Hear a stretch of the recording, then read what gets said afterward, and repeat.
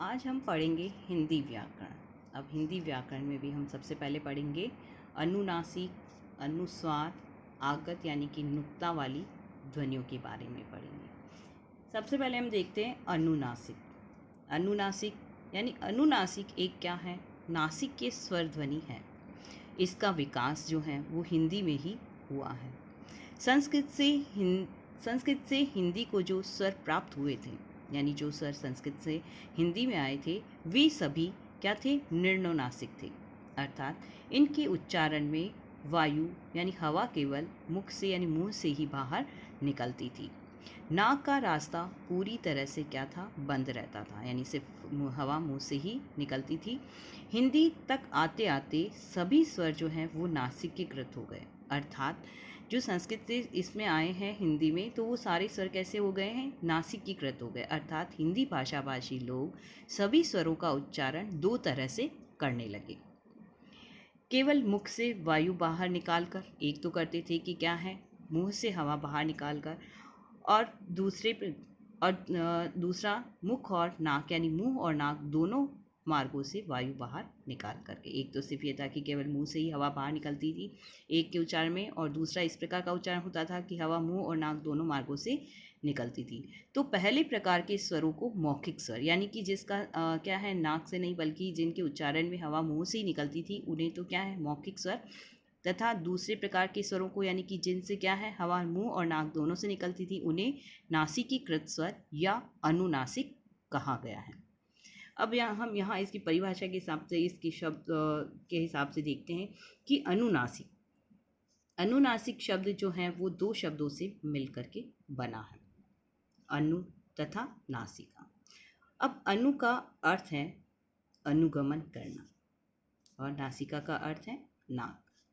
अर्थात जिन स्वरों के उच्चारण में वायु मुख के साथ साथ नासिका मार्ग का अनुगमन करने लगती है, यानी जिन स्वरों के उच्चारण में हवा मुंह के साथ साथ नासिका मार्ग यानी नाक से भी निकलने लगती हैं, यानी उसका मार्ग का अनुगमन करने लगती हैं या नासिका मार्ग से बाहर निकलती हैं, तो वे स्वर क्या हैं? अनुनासिक कहे जाते हैं।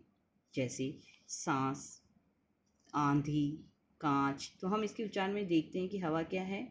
नाक से और मुंह से दोनों से ही निकलती हैं। तो इसकी परिभाषा हम देख सकते हैं। अतः अनुनासिक क्या है? वे स्वर हैं जिनके उच्चारण में वायु मुख के साथ साथ नाक से भी बाहर निकलती है, यानी हवा मुंह के साथ साथ क्या है? कि नाक से भी बाहर निकलती है। अब कोई भी ध्वनि भाषा में तब महत्व पाती हैं जब वह शब्द का अर्थ बदलने लगती है। अब हिंदी में सभी नासिकीकृत स्वर जो हैं वो मौखिक स्वरों के व्यतिरेक में शब्दों का अर्थ बदलने लगे। जैसे यहाँ पर अगर हम यहाँ लगाएंगे, इसमें चंद्र बिंदु नहीं लगाते हैं तो सास, ठीक है। ये तो है हमारा कौन सा? कि हमने देखा था कि कौन से वाले स्वर हैं? ये मौखिक स्वर हैं, क्योंकि इसमें हमारी हवा जो है वो सिर्फ मुंह से निकल रही है, सांस। अगर हम ये चंद्र बिंदु हटा देते हैं और इसका अर्थ भी बदल जाता है। लेकिन जब हम इसके ऊपर क्या है? चंद्र बिंदु लगा देते हैं, तो इसमें क्या हो गया कि शब्दों का अर्थ भी बदलने लगा, यानी सांस, नाक और मुंह से इसकी हवा निकलती हैं। तो अतः हिंदी में अनुनासिक स्वर क्या है? ध्वनियाँ महत्वपूर्ण होती चली गई हैं, यानी कि इसमें हिंदी में अनुनासिक स्वर ध्वनियाँ क्या है? महत्वपूर्ण हो गई हैं, और मौखिक स्वर जो हैं वो उतने महत्वपूर्ण नहीं रहे, जबकि ज़्यादा महत्वपूर्ण कौन से हो गए? अनुनासिक स्वरयुक्त शब्द हो गए हैं। और इन्हीं नासिकीकृत व्यंजनों को ही हम क्या कहते? स्वरों को ही हम क्या कहते हैं? अनुनासिक कहते हैं। अब अनुनासिक का लेखन, अब हम इसको लिखे कैसे? जैसे हम बोलते तो हैं कि अनुनासिक में हवा क्या है? मुंह और नाक दोनों से निकलती हैं, लेकिन इसको लिखा कैसे जाएगा? अनुनासिक को हम कैसे लिखेंगे? तो हम देखते हैं कि सभी स्वरों, अनुनासिक का लेखन यानी कि सभी स्वरों और उनकी मात्राओं के चिन्ह तो हिंदी को संस्कृत से मिले ही थे, यानी कि हिंदी में क्या है? हमारी सभी मात्राओं के चिन्ह हैं ही। आवश्यकता इस बात की थी कि अनुनासिकता के लिए कोई चिन्ह या वर्ण बनाया जाए, यानी कि क्या है? सभी स्वरों और उनकी मात्राओं के चिन्ह तो क्या है? हिंदी को किससे मिल गए थे? संस्कृत से मिले ही थे, सारी मात्राएं भी थी। अब इस बात की आवश्यकता भी थी कि अब इसको कैसे लिखा जाए, यानी अनुनासिक के लिए कोई चिन्ह या वर्ण बनाया जाए, जिससे क्या हो कि लिखित भाषा में मौखिक स्वर और अनुनासिक स्वर में अंतर किया जा सके। यानी कि मौखिक स्वर और अनुनासिक में अंतर करने के लिए कोई ऐसा चिन्ह या वर्णन बनाया जाए कि जो क्या है इसमें अंतर किया जा सके कि ये मौखिक स्वर हैं और ये अनुनासिक स्वर हैं। तो इसके लिए दो चिन्ह यानी कि एक तो बिंदु और तथा दूसरा चंद्र बिंदु बनाए गए। यानी कि कौन से कि दो बिंदु उसमें बनाए गए, दो चिन्ह बनाए गए। एक तो बनाया गया बिंदु, ठीक है ना, एक तो हमारा है ऊपर इस पे लगाते बिंदु और एक बनाते हैं हम इस पे क्या चंद्र बिंदु। एक पे बिंदु और एक चंद्र बिंदु होता है, तो दो चिन्ह ऐसे बनाए गए। लेकिन अब प्रश्न उठता है कि भाई अनुनासिकता के लिए कहाँ बिंदु और कहाँ चंद्र बिंदु लगाया जाए। तो ठीक है कि दो चिन्ह भी बन गए कि इसको दिखाने के लिए कि भाई अनुनासिक को हम कैसे दिखाएंगे। लेकिन अब प्रश्न हमारा ये उठता है कि भाई अनुनासिकता के लिए हम कहाँ पे बिंदु लगाएंगे और कहाँ चंद्र बिंदु लगाया जाए। तो ये ध्यान रखने के लिए कि ये ध्यान रखा जाएगा कि भाई क्या है, ध्यान रखने योग्य है कि जिन स्वरों की, यानी कि अब ये ध्यान रखने योग्य है कि जिन स्वरों के शिरोरेखा के ऊपर खाली स्थान रहता है, अर्थात कोई भी मात्रा चिन्ह नहीं होता है, जिन स्वरों के ऊपर क्या है खाली स्थान रहता है, ऊपर कोई मात्रा नहीं लगी हुई होती है, तो उनके ऊपर तो हम क्या लगाएंगे चंद्र बिंदु लगाया जाता है। तथा जिनके ऊपर स्थान खाली नहीं होता है, अर्थात मात्रा का अंश मौजूद रहता है, यानी कि मात्रा लगी हुई रहती है, तो उनके ऊपर बिंदु लगाया जाता है। यानी कि ऊपर शिरोरेखा की, ये शिरोरेखा है, स्वर नीचे लिखा है हमने, तो इसके ऊपर खाली जगह है, तो वहाँ पर तो हम लगाएंगे चंद्र बिंदु। लेकिन अगर वहाँ मात्रा है तो वो बिंदु के रूप में लगाया जाएगा। अब हमारा इसके आधार पर दो हो गए कि पहला तो हो गया कि शिरोरेखा के ऊपर खाली स्थान वाले स्वर हैं, और दूसरा है शिरोरेखा के ऊपर खाली स्थान वाले नहीं बल्कि मात्रा वाले स्वर हैं। तो सबसे पहला हम देखेंगे कि शिरोरेखा के ऊपर खाली स्थान वाले स्वर कौन कौन से हैं। तो खाली स्थान वाले स्वर हैं अ, आ, उ, यानी ये वो स्वर हैं जिनके शिरोरेखा के ऊपर क्या है स्थान खाली रहता है। जैसे आ की मात्रा है तो वो क्या खड़ी पाई की जैसी हमारी इस रेखा के रूप में लगती हैं। ऊ की मात्रा है तो भी नीचे लगती हैं, बड़े ऊ की मात्रा है तो भी नीचे लगती है। तो शिरोरेखा के ऊपर इनके खाली स्थान है, इसलिए यहाँ पर चंद्र बिंदु लगाया जाता है। जैसे हम अ के ऊपर भी हमारा चंद्र बिंदु है, तो इससे बनने वाले शब्द देखेंगे हम आँखियाँ, अंगोछा, सपेरा, अंगना, हंसी। इसी तरह से आ है तो आ के ऊपर चंद्र बिंदु हैं, तो आंधी, आंसू, सांच, कांच, आंवला। यानी कि कहने का मतलब है कि इनके उच्चारण में क्या है, हवा जो है नाक और मुंह से निकलती हैं और शिरोरेखा के ऊपर मात्रा नहीं है, तो वहाँ पर ये चंद्र बिंदु के रूप में ही लगाया जाएगा। इसी तरह से छोटा ऊ है तो नीचे ऊ की मात्रा, छोटे ऊ की मात्रा है, ऊपर शिरोरेखा पर खाली जगह है, इसलिए वहाँ पर चंद्र बिंदु है। तो इसका उदाहरण हम देखते हैं उंगली, मुँह, धुंधला। इसी तरह से बड़ा ऊ है तो बड़ा ऊ की भी क्या है ऊपर चंद्र बिंदु और नीचे बड़े ऊ की मात्रा लग जाती हैं, तो ऊंगना, गूंज, ऊंची, पूंछ। तो इस प्रकार से हमने देखा कि यहाँ पर शिरोरेखा के ऊपर क्या है खाली जगह, इसलिए हमने ऊपर चंद्र बिंदु लगाया है। और जहाँ पर अब हम देखेंगे कि ऊपर अगर शिरोरेखा के ऊपर खाली स्थान नहीं है, मात्रा लगी हुई है, तो वहाँ पर हम ये अनुनासिक कैसे लगाएंगे। तो हम देखते हैं कि इसमें कैसे लगाते हैं।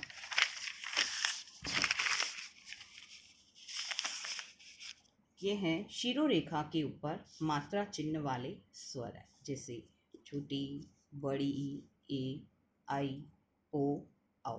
यानी इन सभी में मात्राएं कहाँ लगती हैं, शिरोरेखा के ऊपर लगती हैं। अब ऊपर लगती हैं तो हम अनुनासिक कैसे लगाएंगे। जैसे छोटी का हम उदाहरण देखते हैं कि इसके ऊपर क्या है छोटी की मात्रा लगाई है, जैसे सिंगाड़ा। अब यहाँ पर हम क्या है मात्रा लगी हुई है, इसलिए हम यहाँ पर मात्रा नहीं लगा, इस पे चंद्र बिंदु नहीं लगा करके क्या करेंगे, इस पर हम लगाएंगे बिंदु। सिंगाड़ा, हिंडोला, खींचना, यानी कि यहाँ पर छोटी की मात्रा है और इन मात्राओं के साथ में हम क्या लगाएंगे, बिंदु लगाएंगे। इसी तरह से बड़ी ई है तो बड़ी ई में अगर ये लगा हुआ भी है कि बड़ी ई को हम बड़ी ई जैसा ही लिख रहे हैं, तब भी हम क्या करेंगे, जैसे ईंट है तो हम यहाँ पर ये ऊपर इस तरह से लगा हुआ है तो भी हमारे यहाँ पर बिंदु ही लगाएंगे। ईंट, ईंधन, छींक, छींट, छींका, यानी मात्रा के साथ में हम क्या लगाएंगे, इसमें अनुनासिक को लगाएंगे बिंदु के रूप में। जैसे ए है तो ए की मात्रा है, ठीक है ना, और ए ऐसे भी लिखते हैं, तब इसके ऊपर क्या है, मात्रा नहीं है, इसलिए यहाँ पर क्या हो जाएगा, चंद्र बिंदु लग जाएगा। शीरो रेखा पर खाली जगह है तो यहाँ पर लग जाएगा चंद्र बिंदु, ऐंठना। लेकिन मात्रा जब इसकी लग जाएगी तो हम वहाँ पर लगाएंगे बिंदु, भेंट, गेंद, मैं, फेंकना। तो यहाँ पर मात्रा होने के साथ साथ बिंदु लगा है, और जहाँ मात्रा नहीं है वहाँ पर चंद्र बिंदु लगा है। आई, ऐंठना,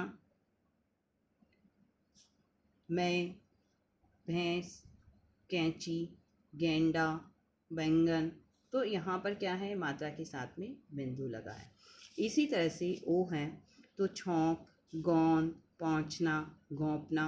तो मात्रा के साथ में यहाँ पर चंद्र बिंदु की जगह लगा है बिंदु। और उच्चारण में हवा कहाँ से, नाक और मुंह दोनों से ही निकल रही है। औ है तो चौंकाना, धौंस, भौंकना, कौंधना। औ की मात्रा के साथ में भी चंद्र बिंदु के कैसे लगेगा, अनुनासिक, चंद्र बिंदु नहीं लग करके बिंदु के रूप में लगेगा।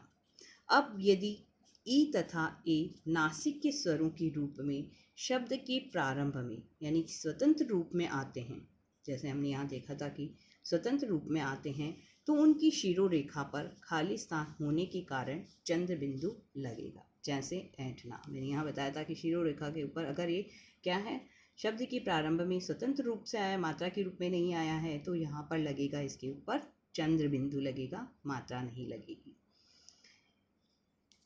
अब हम देखते हैं कि पाठ्य पुस्तक यानी कि स्पर्श में, हमारी पाठ्य पुस्तक स्पर्श में जो प्रयुक्त हुए हैं अनुनासिक शब्द का उच्चारण देखते कौन कौन से शब्द हमारी पाठ्य पुस्तक स्पर्श में आए हैं। तो आए हैं हमारे ऊंचाई, यहाँ, वहाँ, कहाँ, धुआं, फूंकना, आँखों, बांधना, अंधेरे, गांव, धुंधले, पहुँचे, सकूंगा, चांद, सांस, सांप, भावनाएं, बाट, जाएंगे, मुँह। तो हमने देखा कि ये सारे क्या हैं, अनुनासिक शब्द जो हैं हमारी पाठ्य पुस्तक यानी कि स्पर्श भाग 1 में आए हैं।